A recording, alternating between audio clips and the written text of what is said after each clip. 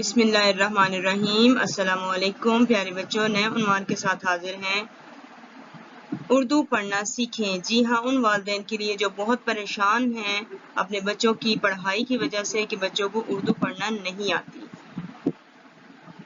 Video کو like کیجئے، share کیجئے اور چینل سبسکرائب کیجئے تاکہ آپ کا بچہ بہت اچھی اردو پڑھنا سیکھ جائے۔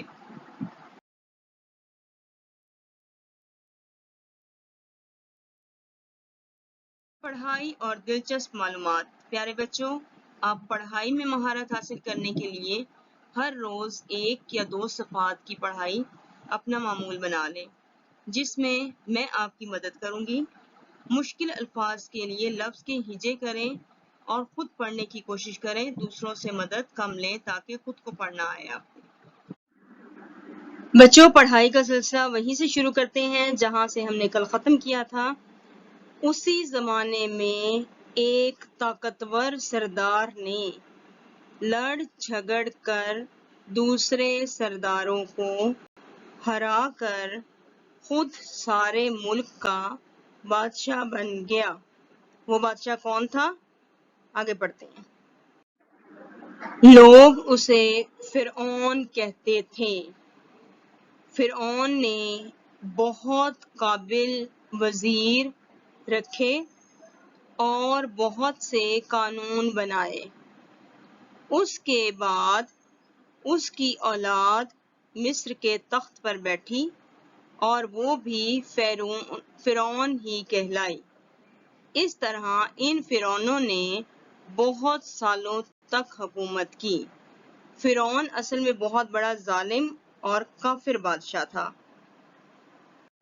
فرعون عالی شان محلوں میں رہتے تھے اور عوام انہیں خدا سمجھتی تھی۔ عوام مطلب وہاں کے لوگ۔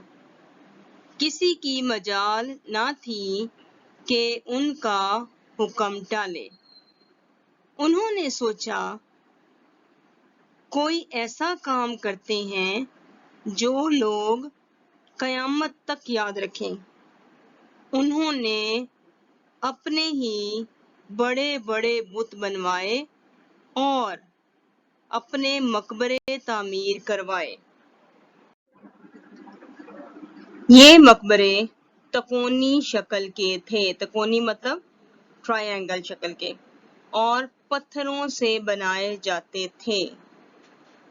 ہر فرعون جب مر جاتا تو وزیر اس کی لاش اسی مقبرے میں دفن کرتے اور اس کے ساتھ اس بادشاہ کے استعمال کی بھی ساری چیزیں، میز، کرسیاں، زیورات، برتن اور تمام مال و دولت ساتھ ہی دفن کر دیتے، کیونکہ فرعونوں کا یقین تھا کہ ہم مرنے کے بعد دوبارہ زندہ ہوں گے اور پھر اسی طرح کی زندگی ہم جئیں گے۔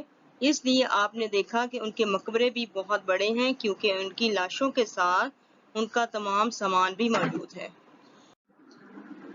یہ مقبرے ابھی بھی مصر کے دارالحکومت قاہرہ سے کچھ فاصلے پر غزہ کے مقام پر موجود ہیں۔ انہیں اہرام کہتے ہیں۔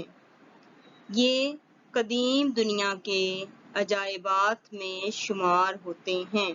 قدیم، پرانا، عجائبات، عجیب کی جمع۔ آج کے کام کی مشق۔ پیارے بچوں، عبارت کی پڑھائی کریں اور اپنی ویڈیو خود بنائیں تاکہ آپ اپنی غلطیوں کو خود جان سکیں۔ اپنی ویڈیو مجھے بھی سینڈ کر سکتے ہیں۔ اگلی بار نئے موضوع کے ساتھ ملتے ہیں۔ خدا حافظ۔